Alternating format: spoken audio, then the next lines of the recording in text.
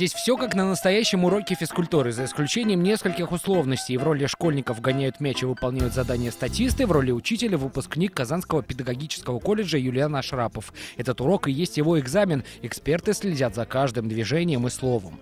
Такими качествами можно и овладеть авторитетом и лидерством и провести спокойный урок. Вот вы чем берете? Харизмой.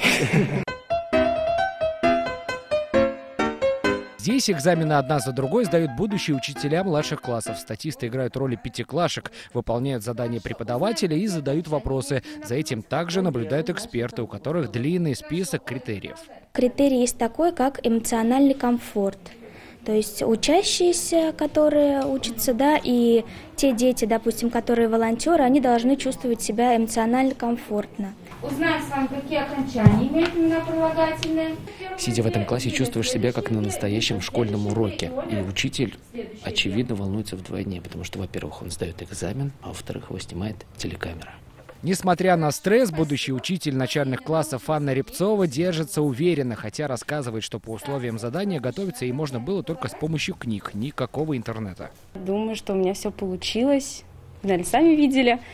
Но подготовка занимает большое время, тем более, когда готовишься без интернета. Такие очные экзамены требуются далеко не для всех специальностей. Большинство выпускников сдают его дистанционно, причем достаточно успешно. Положительный опыт Казанского колледжа уже принимают и другие учебные заведения. Мы только с техническим экспертом находились в здании Казанского педагогического колледжа, потому что у некоторых были проблемы со связью, с ноутбуками, с интернетом, потому что девчонки выходили на связь даже из удаленных районов.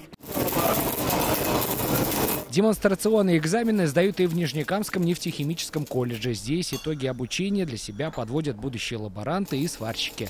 Ребята волнуются, тоже первый раз сдают. И плюс еще они 3 вида сварки сдают. Это не каждый может сдать. Всего из стен колледжа в этом году выпустят 19 лаборантов и 13 сварщиков. Сдавать экзамены они будут в течение 3 дней. Сергей Хайдаров, Александр Лобанов, Кирилл Давкаев и Фахри Исламов. ТНВ Казань, Нижнекамск.